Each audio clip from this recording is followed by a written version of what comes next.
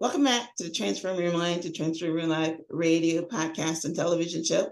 I'm your host, Life Coach Myrna Young, and sitting in the guest chair today is J.R. Martinez, New York Times best-selling author of Full of Heart, My Story of Survival, Strength, and Spirit.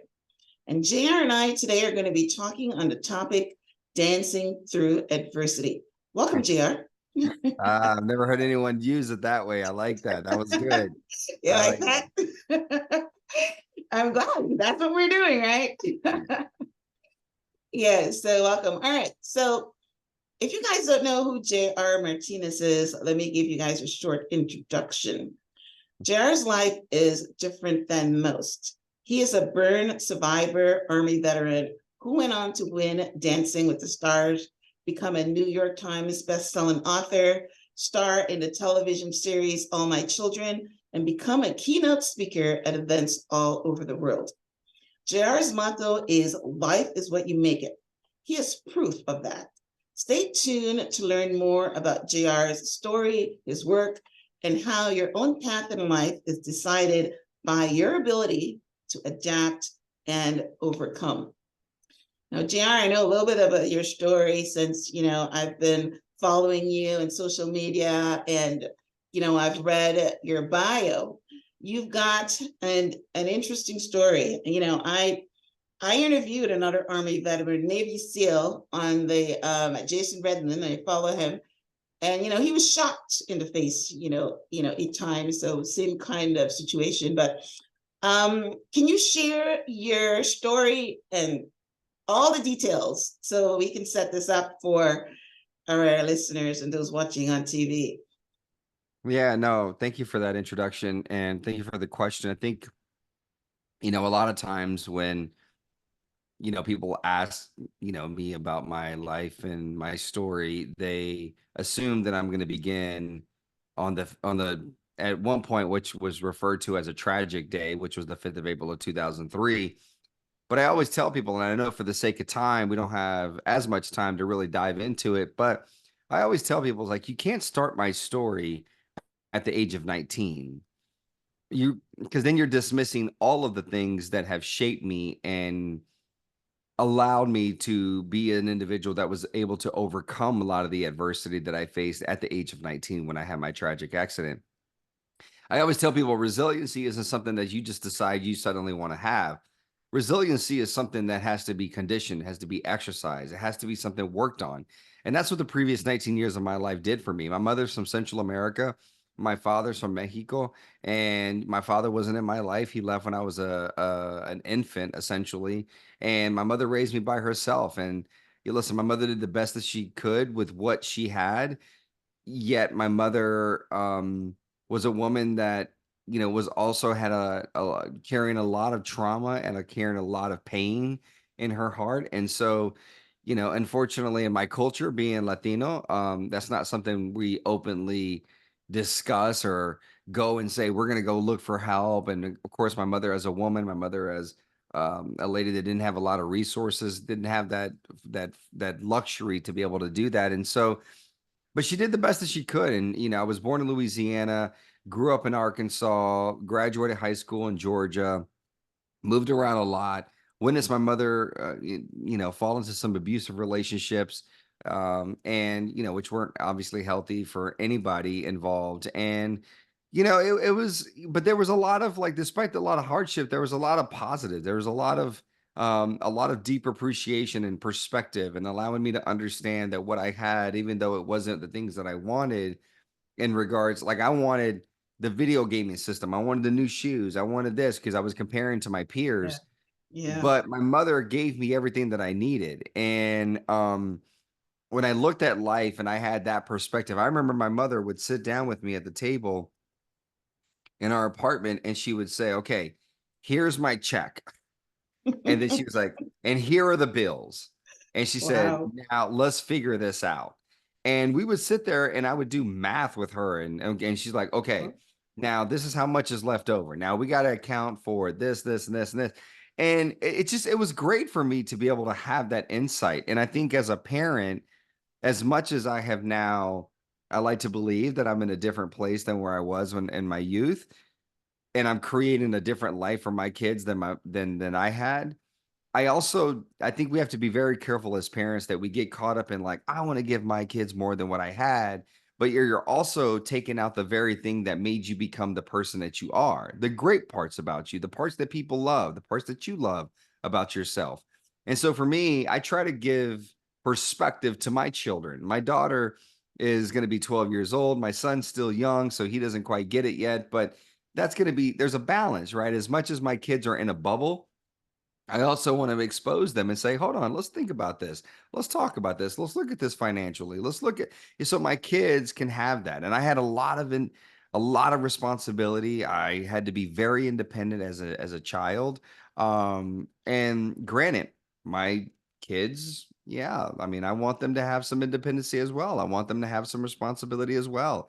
It's not just daddy and mommy will just do for you, and that's just how easy it comes to you. No, you got to work for it. You got to earn some of this stuff. And so, all of those things, and I know I just took up a lot of time, but essentially all of those things Right. help Mhm. shape me and prepare me for the 5th of April of 2003 when at that point I'd only been in the Army 7 months, straight out of high school and 19 years old and driving a Humvee through a city called Karbala when the front left tire of the Humvee that I was driving ran over a roadside bomb. It immediately exploded. I was trapped inside.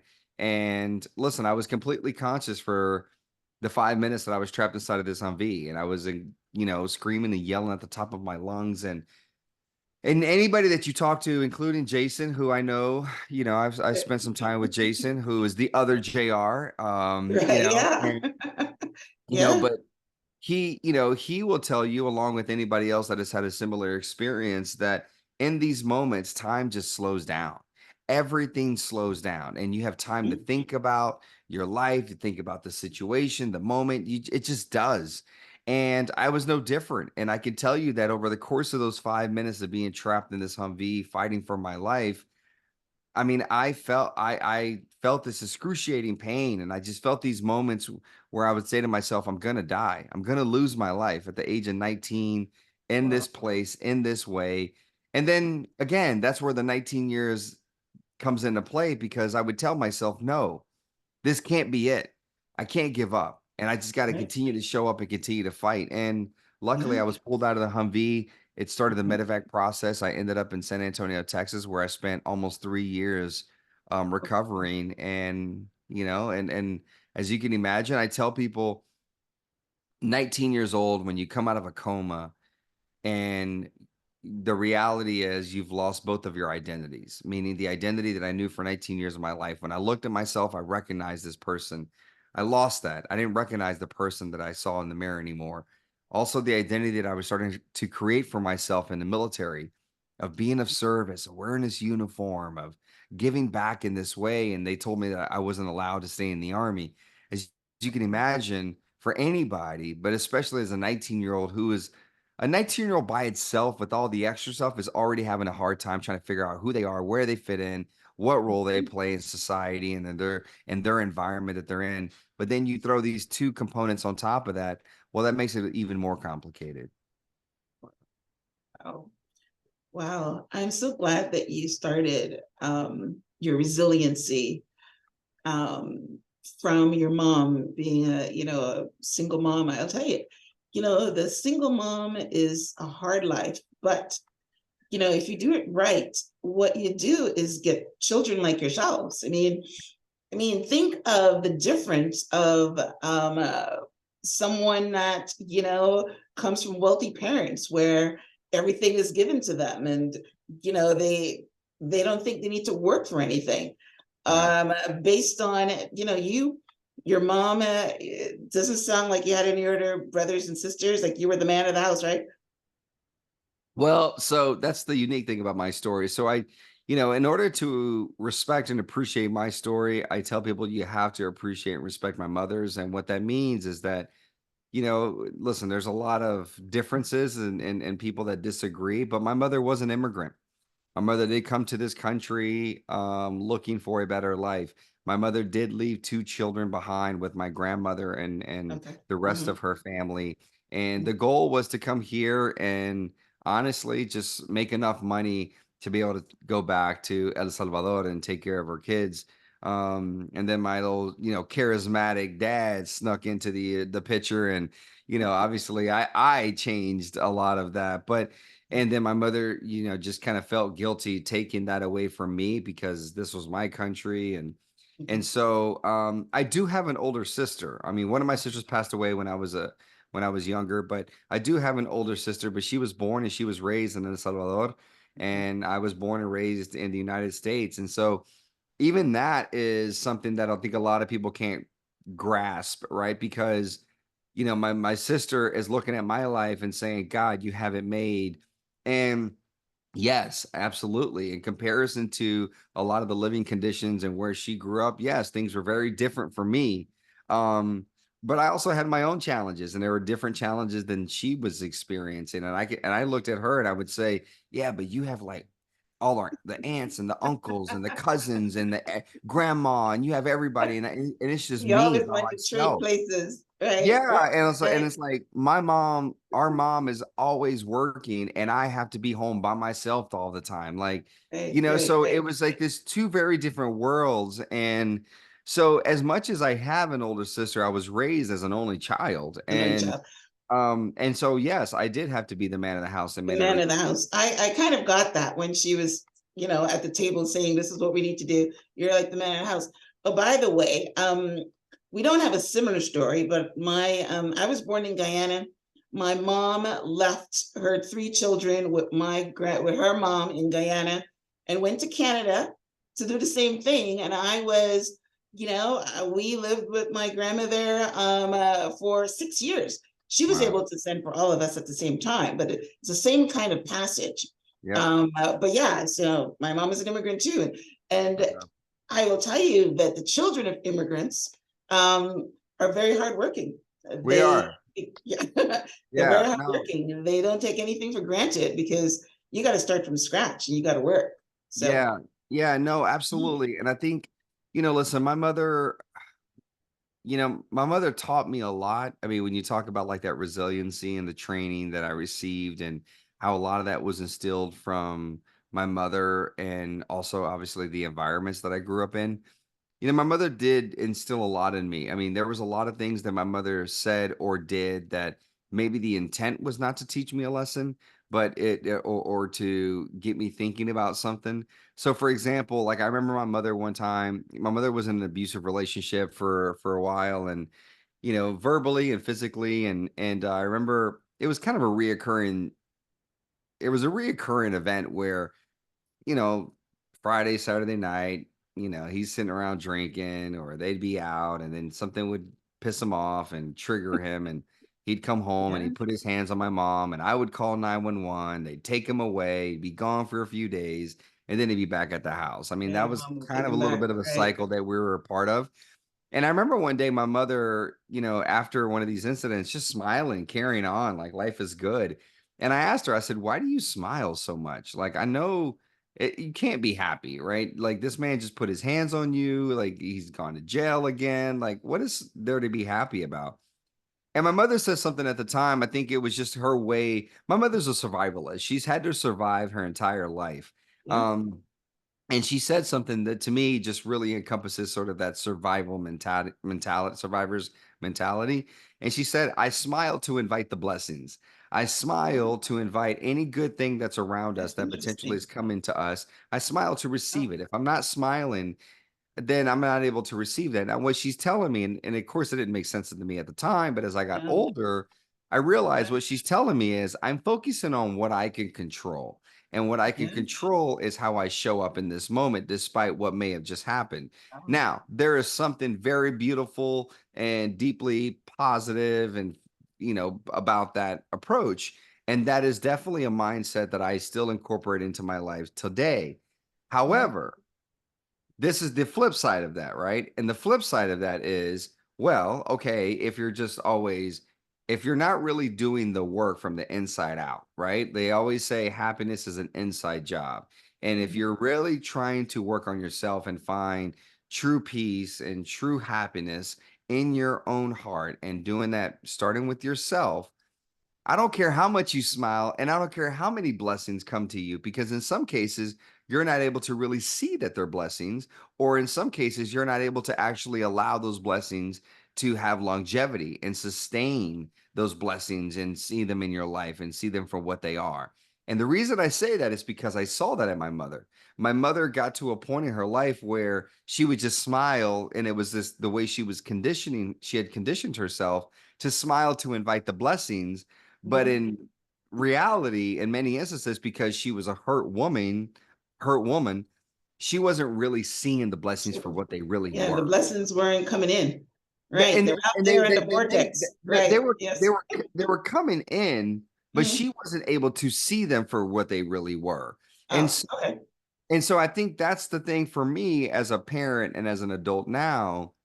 Yes, I smile a lot and I smile to invite the blessings, and and I focus on what I can control. But at the same time, I'm doing a lot of work on myself. So when those blessings do present themselves, I'm able to say, ah, that is a blessing. And I'm Yes. able to hold on to that blessing and actually receive that blessing for what it is, versus just trying to use this sort of idea and this approach Yeah. is kind of like if you're drowning and you're just trying to reach up to a branch just to give you some air, but you're never really doing the work to be Right. able to really pull yourself completely out of that water. That's good. That's good. Just this morning, I was reading a book and he was talking about luck. And he was saying that you smile to bring in the positive and the law of attraction. And I understand that part, but you're right. You've got to smile outwardly and smile inwardly because you are doing the work. Yep. So, which leads me to my next question that I have here. In reading your story, you talked about, how you were a very good looking man. And when the first time you saw yourself in the mirror, I assume you just said woke up from a coma. I'm not sure if it's woke up from a coma or when they took off the bandages, that you were very angry. And that changed when you had to help a burn victim and maybe offer him some words of encouragement. And you said that that changed your trajectory. I mean, I'm not sure if we're going to go back to the smile incident or what you were saying that your mom taught you about what you can control.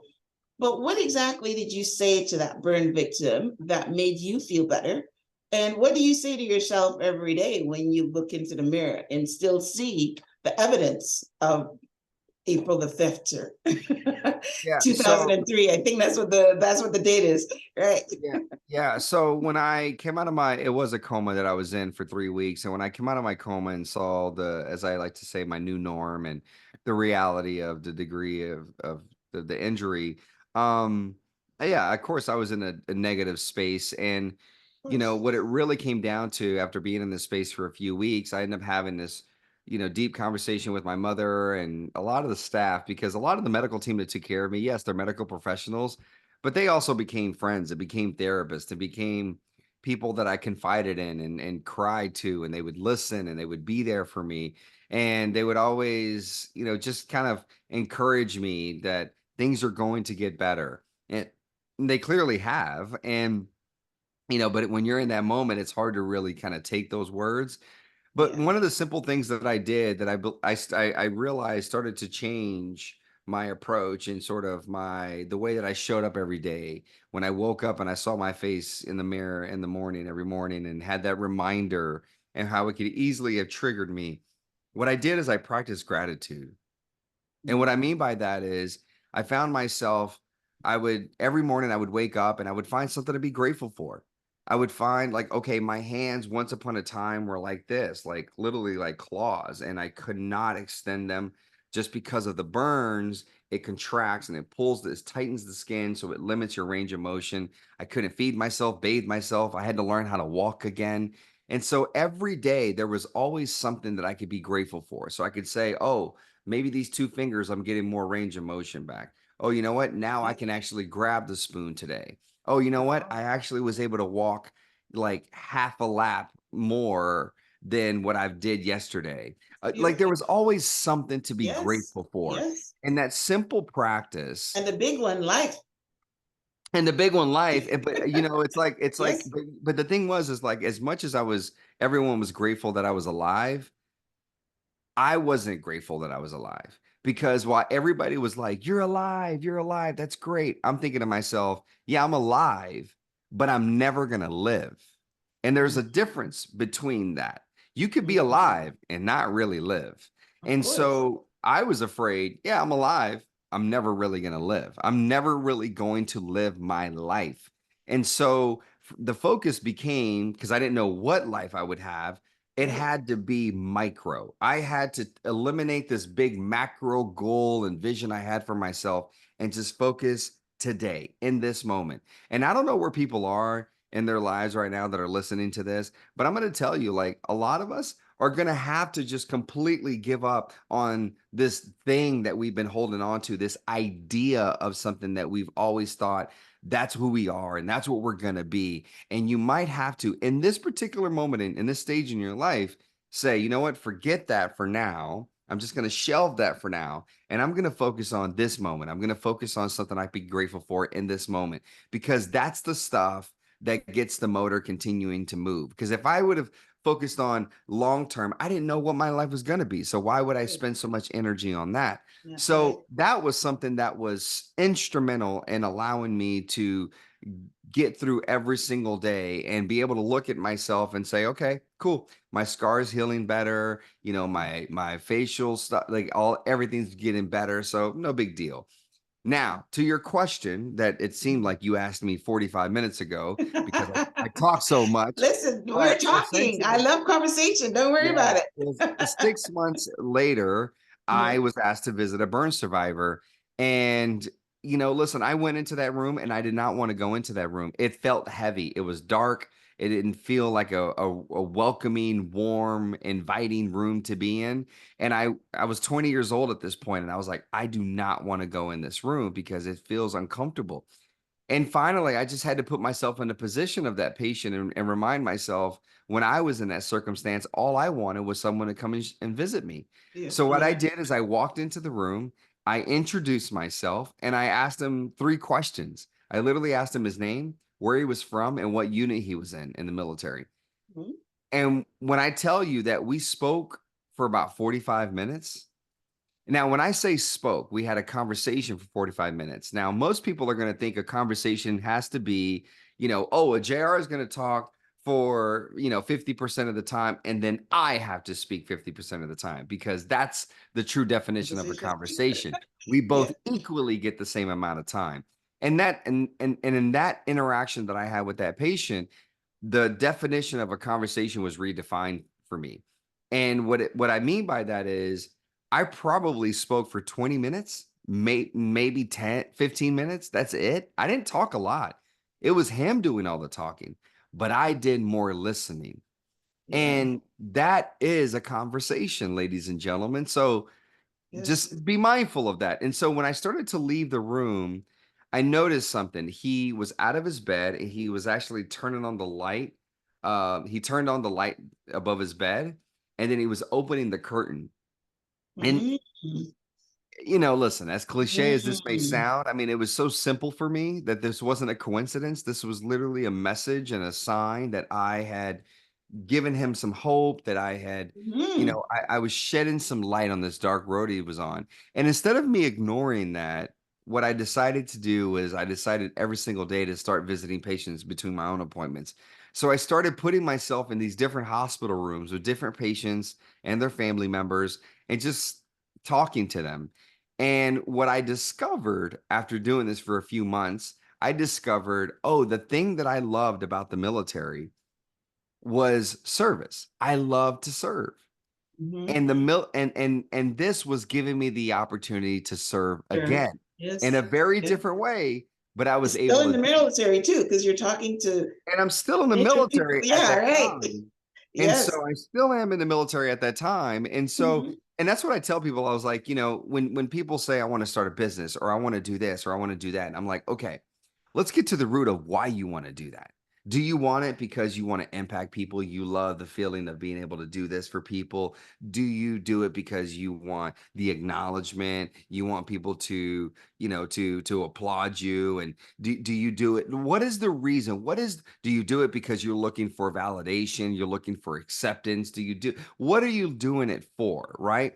And when you identify that, because that's the thing you're attached to, that's the identity you're connected to, not when I do this job at this company, I feel X, Y, and Z, and that's what makes me happy. Well, is it the job or is it the act? And you have to identify those things because the job could end, right? Right. My army job ended, but Yeah. the act of me helping Serving. and servicing Yeah. other people, that didn't have to end. And that is truly how I function till this day. Everything that I do is really Serving. operating from a place of Yeah. trying to serve people. Yes. That's beautiful. I love that. Oh, I absolutely love that. Where, he was in a dark place, possibly without hope. Yep. And then he had a conversation. And that's why talk therapy is so profound. Yeah. Because when you get things out, it Yeah. actually does lighten the load. And that is beautiful. And then there's nothing better than seeing someone that's gone through, because that's really what coaching is all about. You Yep. help somebody through something that you have already gone through. So that is amazing. I absolutely love Well, that visual. well, Okay. and what Yeah. I want people to remember this. When I walked into that patient's room, I was a 20-year-old kid. Remember yourself at 20 years old. Remember what you didn't know. Remember what you put too much thought into, whether it was good or bad. Remember yourself at 20. What makes you think that I was qualified to walk into somebody's room that is Yeah. dealing with some real trauma in their life at this Yeah. stage Yeah. and to try to assist this individual? I'm not qualified. Well, But you are I qualified am. because you've been I through am it. qualified.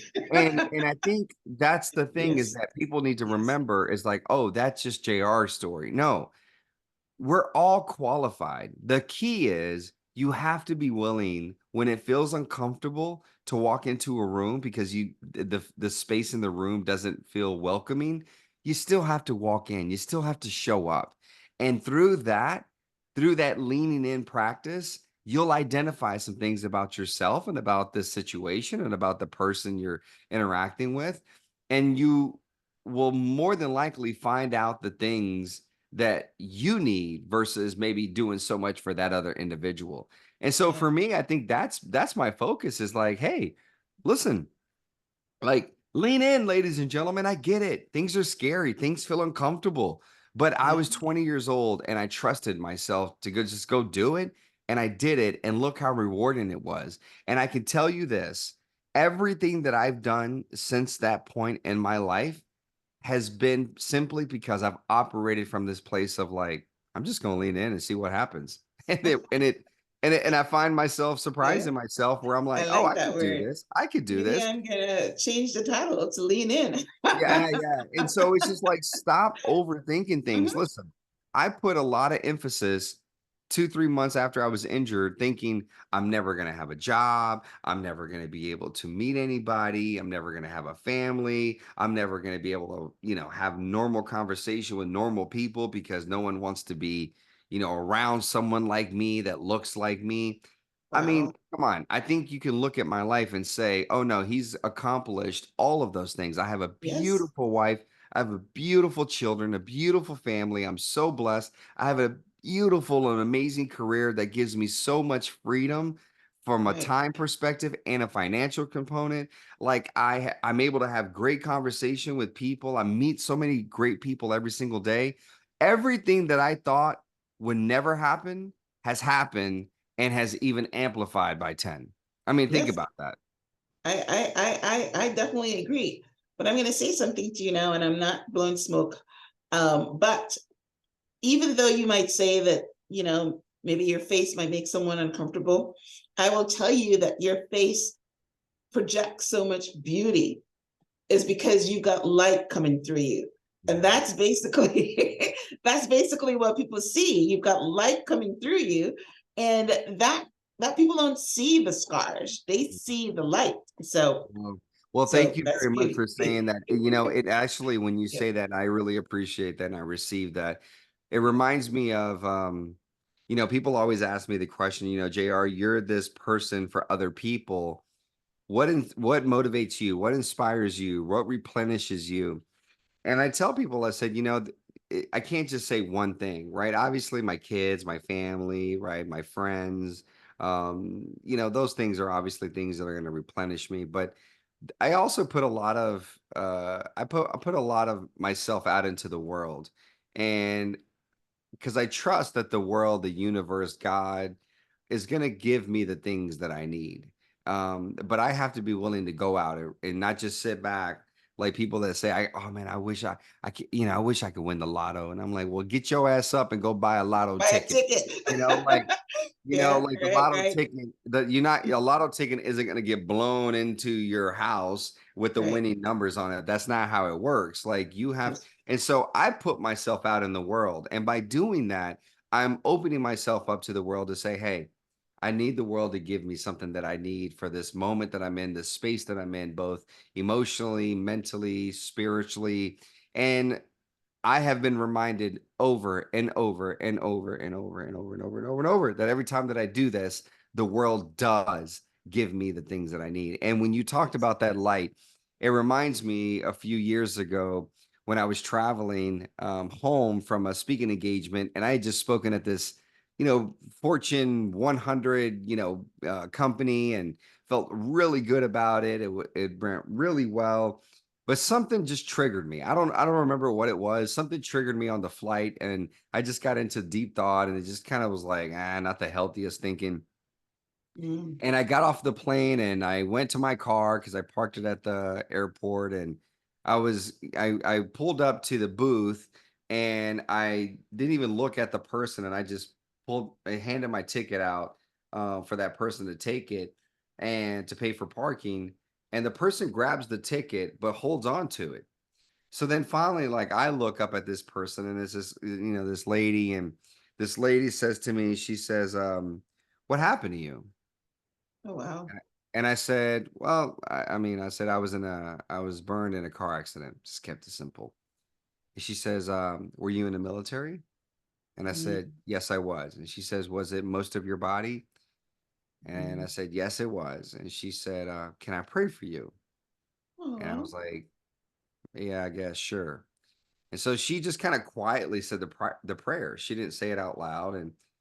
And then I noticed that she started writing. So I'm like, okay, now she's doing the process for me to make the payment and go about my way. And but then she hands me a ticket. She hands me a ticket, and it's a parking ticket. That's not the process. She hands me a ticket, and she asked me, she says, are you familiar with Buddhism? And I said, not so much. And she said, okay, within Buddhism, there is a Buddhist called Amitabha. Amitabha represents infinite light, infinite wisdom. When I see you, I see oh, Amitabha. You represent infinite wow. light. You have You're giving me infinite wisdom. chills. Yes, that's beautiful. And and I take this and I take this parking ticket, and I'm looking at it, and and then I give her my credit card, and then I pay for parking. And then I'd like, when in the metaphor of life, like, you think about it, right? We've all left a parking garage at some point. That arm is up. You can't go through it. I mean, you Right. could, but you know, once I made my payment, the arm went up and I was free to go. But the arm in my thought represents, I needed to open myself up to this possibility to Mhm. receive this blessing from this woman, from a complete Mhm. stranger.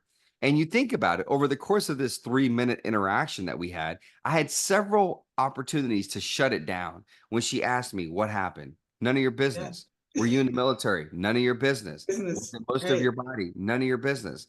Can I Mm. pray for you? Absolutely not. Are you familiar with Buddhism? No, and I don't care. You represent, okay, like, I could have shut it down so many times, but because I have been conditioned to believe and trust the universe is putting me in spaces for a reason, I open myself up to these interactions, and I end up getting blessed by a complete Yes. stranger that Yes. now when I have these moments, because I'm a human being and I have these moments, I always tell myself, Amito ba, I represent infinite light. I represent infinite wisdom. That's I'm beautiful. You do. You do. I'm seeing it all over you. Wow, that is so beautiful. And the crazy thing about that story is that you said you weren't even looking at her, but she saw your light.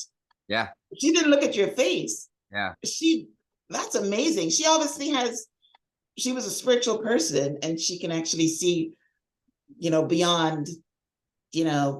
what's in front of her, because you said you Absolutely. weren't looking at her and yet Nope. she knew you were in the military, even though you told her you're in a car accident, and she knew you were burnt, most of your body. Yeah. So she's actually a very spiritual human being and she Yeah. prayed for you.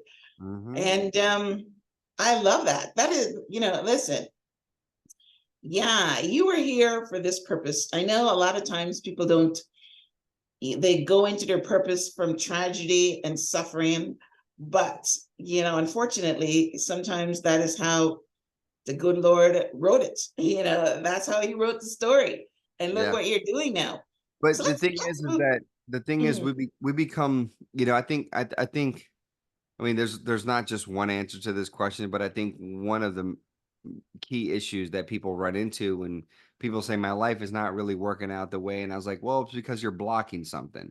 You're Right. not, we're so stubborn. And I know some people are like, oh, well, well, I'm not stubborn. My sister, who's a Taurus, because Tauruses, they're really stubborn. I'm I'm like, a yeah, Taurus whatever. too. We're okay, there you go. I'm like, we're all stubborn on our own level, right? Like we're all stubborn. And the problem with that is that we Yeah. become so focused Yeah. and fixated on what it is that we want. We become Mhm. fixated on the thing that I believe that I should be doing and I want to do. And it's think of like you walk into a room through this door, but then they close the door and they turn off the lights and you're in this room and you're like, man, I like, how do I get out of this room? And you're trying to find the door. You can't find the Mhm. door you came in through. But then all of a sudden on the opposite end of the room, there's a door that's cracked with a little bit of light coming through it. And you're like, oh, that's a door. But because it wasn't the door that we came in Came through, in through. well, I Yes. don't know. I'm You not don't going want to to go through go through that door. that one, I'm right? going to Yes. go through the door what I know. I'm going to go through Right. what I know. Yes. And I believe that that's why people get stuck and just Right. spin their wheels because I have just seen enough cracked doors with a little bit of light and I've gone over there and now I'm at the point in my life where I'm like now I see that door and I'm like, Let's "Woo, let's go. go. What's out there for me? I know there's something waiting for me." But that is Before conditioning. That is conditioning, right? I used to kind of Yes. cautious. I still went to the door, but I would be cautious. And what I mean by that is like that door for me in my life represents when people said that I should be a speaker. I never wanted to be a speaker. That wasn't something that was attractive to me that I felt like I had the ability to be on a stage in front of 5 people, let alone 30,000 people in some Wow. instances. Like I never thought that I had the gift to do that. And yet I went through that door and look, I discovered that, oh no, I can do this and I actually enjoy it. The door of when people Yeah. said, hey, why don't you You like audition? talking. Yeah, well, yeah, like when people yeah, too much sometimes. But when someone said, "Why don't you audition to become an actor on a soap opera?" I've never wanted to be an actor. I never had any acting Oh, experience, but I went through the door. When there was a door in the room and someone said, "Hey, why don't you go on dancing?" And well, I let's talk about Dancing with the Stars, because that was my yeah. next question. How did that crack happen? How did that get set up? All right, so you want to hear the story? So this is me Yes. paying attention to everything that happens around me. So when I was on All My Children, I remember that we did a fan event one time. And I was one of the newer actors on the show, so I didn't get a lot of the questions from the fans. They're going to the more seasoned actors as they should. Mhm. And one lady one time asked me, she said, "Would you ever go on Dancing with the Stars?" Oh, And now, mind you, there's like around this weekend, there's like parties and all this stuff. And God knows I was probably on the dance floor doing some crazy stuff. So that's probably what prompted her to ask me that oh, question. But Okay. I didn't remember it in the moment. In the moment, I was just like, yeah, sure. Yeah, it'd be fun, blah, blah, blah. Right. I just kind of didn't put a lot of thought into it. I was just like kind of like blowing it off. Well, needless to say, um, a couple years later, all my children announced that they were going to cancel the show later that year. And as the news went, viral about the show ending after 40 some odd years, I had a few people reach out to me and are like, "Oh man, we're sorry to hear about that." But one friend said, "Hey man, whatever happened with that Dancing with the Stars thing?" And I was like, "Why does that keep coming up?" So Wow. what I did, instead of ignoring it, I went and talked to the producer of all my children, who is a dear friend of ours. And I said, "Hey, I keep hearing people ask me about Dancing with the Stars. What, I don't know why they keep mentioning that. What are your thoughts?" And she's like, "Oh my God, you'd be amazing on that show." So she Really? set up a meeting because she knew the casting director. So she set up a meeting, and literally I went to the meeting and they were like, "Okay, cool." And then literally they asked me to be on the show like a month later. But again, that never would have happened had I not paid attention to the Yes. very thing Yes. that lady That who cracked door. I love that analogy. I don't Yes. even know who that lady is. I don't know what that lady's name is. I don't know where she lives. I don't know what. I don't know. But that doesn't matter. It's the Mm, fact that I took the advice of some lady and just kind of kept it in my mind. And then when it kept resurfacing, I was like, okay, I can't just ignore this and think of it as a coincidence. I have to lean in on some level. And listen, going on that show, people thought, okay, here's a good story of a disabled veteran. Here's a good story of a burned victim. And over the course of the 10 weeks of being on that show, I was able to show people that I'm not a disabled veteran. Able veteran. I'm a Yep. veteran. That I'm Yes. not that I'm not a burn victim.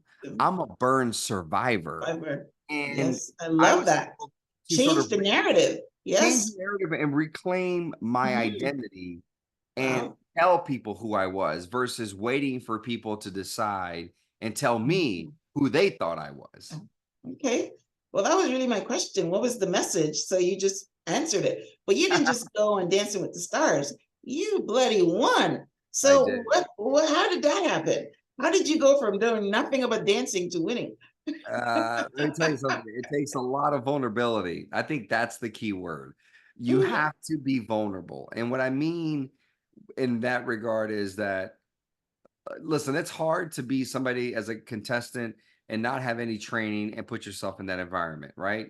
Male or female, like it's hard. I think in this way, it's a little bit harder for guy contestants. And this is what I mean. You have guys that come onto the show and listen, I'm a dude and I know how I can be and I know how some of my friends can be. I'm not saying all guys are like this, but we get so caught up in like we know what we should be doing. We know how to do this. We know how to do that. And when you're on that show as a man and you got your female partner who is an expert in this space and she is mhm, telling you get it together, when she's mhm. telling you, you can't get all upset about that, you can't get defensive about that, you can't say, well, you can't tell me. No, Right. you have to Right. say, I got it. And so there's You a are a level of follower, vulnerability. not a leader here. Yes. Yes, and and trusting this individual. So you have to be vulnerable in that way. You also have to be willing to be vulnerable on the show. For me, it's like I went on that show and I just showed who I was. And I think that's what people connected with. Even if people have never been through the same adversity that I've been through, they can relate to a feeling of some similar circumstance in their own life. Yeah. They can relate to, I remember being in this spot in my life when I felt I felt that things were out of control and I felt like I lost my identity and I felt like this and I felt like that. Oh, I can relate to him because of that feeling. Mhm. And then listen, somebody said to me, and I gotta do the homework on this, but somebody said to me, I think it's a book or it's a lecture, I forget what it is, but there's something out there in the world where someone talks about how your environment can change your DNA.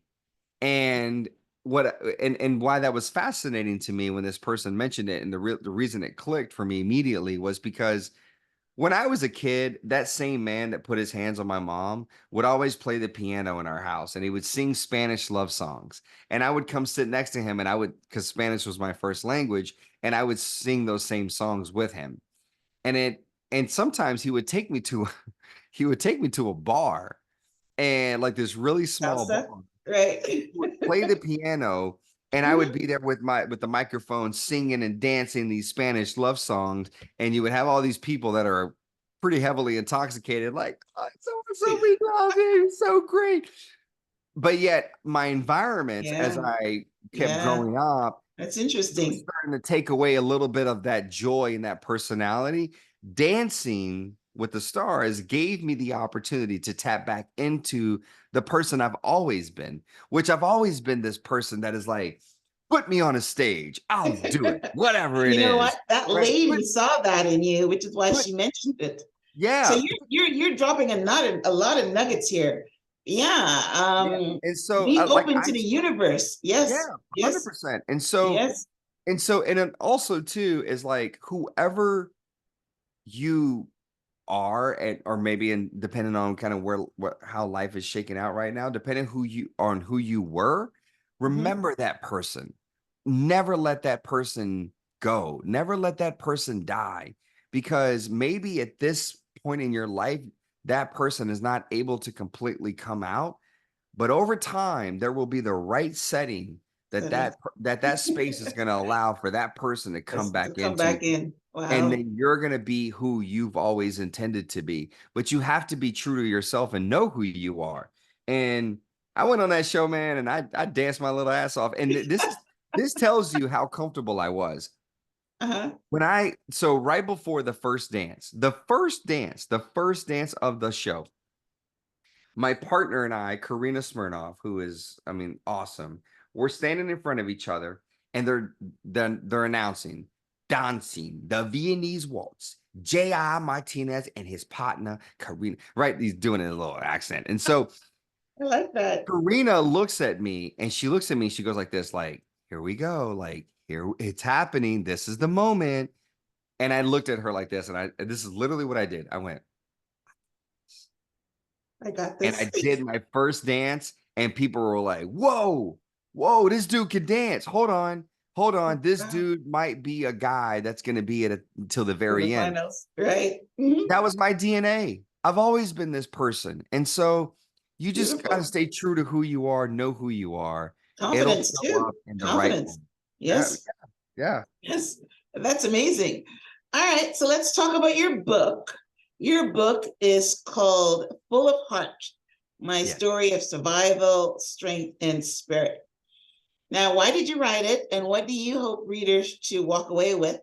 And talk about heart, because in our conversation today, I don't think we got there. Why would you say you're full of heart? Mm. So, there was a lot of titles tossed around, and that was the one that kept coming back. It actually wasn't one that I was a fan of. It was Okay. actually the publisher, my publicist, and a lot of other people were fans of it. And I was like, "Why full of heart?" And I was like, "Because, man, like everything you do, you leave with your With heart." your heart. And Yes, the I more got I it. heard it, the more I thought about it. I was like, "Oh, I guess, right? You just never stop and think about yourself in that way." And I had to do it. And so then I was like, oh, I like the title. I get it now.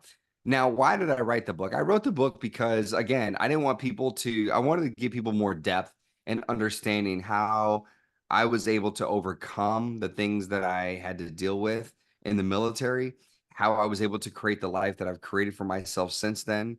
But I wanted to tell like those little details as far as like we talked about earlier, the first 19 years of my life, and allow people to understand and see a little bit of themselves and their own journeys and say, "Oh wow, I've had a similar challenge. I've had to go through these little things. I've had to do this and do that. Okay, you know what?" And then reframe the way you look at that adversity. And instead of looking at it as like, "Oh God, it sucks and life is against me," you reframe it and you say, "You know what? It's preparing me for something. It's preparing me for Mhm. something." And so I It's just true. wanted to reframe and give people Yeah. more details and context to who I am and what my life is and what it was, and hopefully in the sense of that people take that away from the book and from the story. So Yeah. I'm in a very different place now than I was when I wrote that book 10 years ago. But nonetheless, I'm in a space now where I feel like it's time for me to start sitting down and writing because I've hit a completely new stage of life. Yes. Yes. That's amazing. Wow. Yes, I now see the title Full of Heart. And of course, every word on there is important. You're a Yeah. survivor, you have strength and spirit. That's the light. Amito bar. All right. Yes, yes, yes. I haven't heard that term, but I'll go look that up. All right. So listen, Jared, this has been a fantastic conversation. I love the depths of our story, where we went with that. And you're right, we're not just talking about that day when your world changed. You're talking about before and the after, and things in between. Yeah. And how somebody that has gone through an incident where they think that their life is over, right? Yeah. And I love what you said about when I'm thinking that, oh, people, I'll be glad that I'm alive. And you're saying, well, no, I'm not glad I'm alive, because now I don't know what alive is going to look like. Yeah. But I'm glad that I can walk and I have range of motion, and I can help someone else and talk and be an encouragement. And so that's beautiful. I love that. Look at the micro things, and I do a gratitude meditation. I got that from Louis Hayes. And Yeah. they're saying that when you're in gratitude, you can never be depressed. It's Yeah. a totally Absolutely. different energy. Yep. So I'm very glad that we were able to touch on those things. So I know that you've got a hard stop. So tell our listeners where they can pick up a copy of your book, and follow you on social media, if you have a website, that kind of thing. Well, Myrna, first and foremost, I want to say thank you for inviting me to be on your show, allowing me to be on, and sharing me with your Welcome. audience. You've created a platform, and I know that it's not easy to just share, your audience with other people. You want to be careful and cautious. So thank you for trusting me to come on the show. I've enjoyed the conversation with you Welcome. as well. Yes. And obviously we'll revisit it down the road, but in the interim, I just want to say, for anybody that feels like they're curious and they want to learn a little bit more about myself, or they want to maybe engage in a conversation, whether it's a question that you have, or I didn't really kind of give an answer to something that we discussed here today, I'd say hit me up on social media. I am JR Martinez. I'm on Instagram, I'm on Facebook. I don't really do the TikTok thing. I like to watch everybody else do the dancing, but I'm not really doing the dancing anymore, So I encourage everyone to hit me up on Instagram or Facebook. But if you want to, do a deeper dive, you can always go to my website, jrmartinez.com. But I look forward to connecting with you guys. Thank you so much. It's been a pleasure today, and wish you guys the best. Yes, thank you, JR. Listen, I was very incredibly excited to talk to you, because, again, I love stories of survival.